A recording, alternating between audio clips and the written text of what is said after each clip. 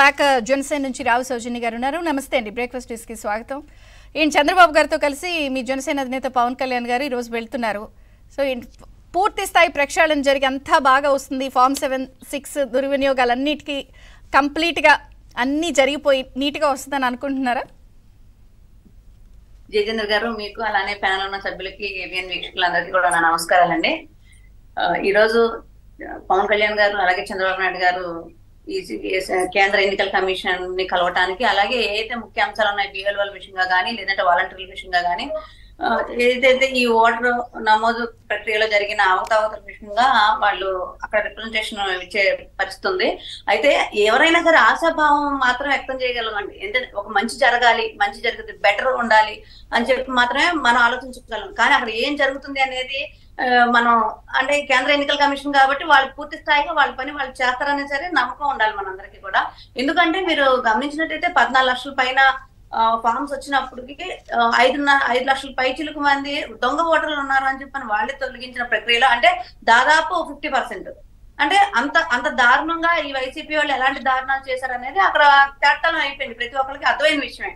ఇక్కడ ముఖ్యంగా మనం ఎవరు బాధ్యత వాళ్ళు చేస్తున్నట్టుగా, అంటే ఎగ్జాంపుల్ గా ఈ విషయంలో మాత్రం ఓటర్ నమోదు ప్రక్రియ విషయంలో మాత్రం ఏబిఎన్ తన పాత్ర పూర్తి స్థాయిగా బాధ్యతాయుతమైన పాత్ర తను పోషించదని చెప్పడంలో మాత్రం ఎటువంటి సందేహం లేదండి. ఎందుకంటే చాలా చక్కగా ప్రతిపక్షాలని యాక్టివేట్ చేసి ప్రతిపక్షాల్లో కూడా అమ్మో చాలా జరుగుతుంది అని చెప్పని బలంగా పనిచేసే విధంగా మోటివేట్ చేశారు. సో అంటే మీడియా పరంగా ఏబిఎన్ ఎలా అయితే చొరవ తీసుకుందో అలాగే ప్రతిపక్షాలుగా మేము ఎలా చొరవ తీసుకుని ప్రతి ఒక్క కార్యక్రమం ముందుకు తీసుకెళ్లి కంప్లైంట్ ఇవ్వడం కానీ ప్రతిపక్షాల పరిధిలో ఏదైతే చేయగలమో చేశామో, అలానే బాధ్యతాయుతమైన ప్రజలు ఓటర్లు ఎవరైతే ఉన్నారో వారు కూడా వారి యొక్క ఓటు ఉందా లేదా, ఒకవేళ ఓటుకు తొలగిపోతే ఎలా మనం ఆన్లైన్ ద్వారా చేసుకోవాలి. ఎందుకంటే మనకి పథకాలు రావాలంటే ఎలా అయితే మనం ఇంటర్నెట్ చుట్టూ తిరిగి, అంటే ఒకవేళ చదువుకోలేని వాళ్ళు ఉన్నారు లేకపోతే వాడు ఉన్నారు, అలా ఇంటర్నెట్ చుట్టూ తిరిగి మన బ్యాంక్ అకౌంట్లు అప్లోడ్ చేసుకొని లేదా ఆధార్ కార్డుతో లింక్ చేసుకొని ఎలా అయితే చేస్తున్నారో అలానే ఓటు అనేది ఉందా లేదా కూడా ఓటు వేసే పరిస్థితి రావాలి. కాబట్టి ఓటు ఉందా లేదా కూడా చెక్ చేసుకునే బాధ్యత మాత్రం, అంటే మీరు ఇందా నుంచి అడుగుతున్నారు కదా దీనికి అసలు ఎండ్ ఉంటుందా, అదే దీన్ని ఏమైనా చేయగలుగుతారా లేదంటే ఎవరైనా ఎవరి పరిధిలో వాళ్ళే చేయగలుగుతారు. సో ఆ బాధ్యత కనుక ఓటర్లు తీసుకుంటే ఖచ్చితంగా ఈ ప్రభుత్వాన్ని మార్చాలి, ఈ ప్రభుత్వం వల్ల మేము ఇబ్బంది పడుతున్నామని చెప్పని ప్రతి ఓటర్ కి అర్థమయ్యే పరిస్థితి ఈ రోజు రాష్ట్రంలో నెలకొంది. కాబట్టి ప్రతి ఓటర్ మేల్కొని తన ఓటు తనకు ఉందా లేదా, ఒకవేళ లేకపోతే వెంటనే నమోదు చేసుకునే కార్యక్రమం ఎవరికి వాళ్ళు వ్యక్తిగత బాధ్యత తీసుకుంటే మాత్రం ఖచ్చితంగా ఈ రాష్ట్రంలో మార్పు అనేది వస్తుంది. లేకపోతే ఎంతో కొంత మనం పూర్తి స్థాయిగా 100% ఏది సక్సెస్ చేయలేము. 100% ఒక తీసుకున్న ప్రోగ్రామ్ ఇప్పుడు ఓటర్ ప్రక్రియ కూడా నాకు తెలిసి కేంద్ర ప్రభుత్వం అవ్వచ్చు లేకపోతే రాష్ట్ర ఎన్నికల కమిషన్ అవ్వచ్చు పూర్తి స్థాయిగా చేయలేకపోవచ్చు.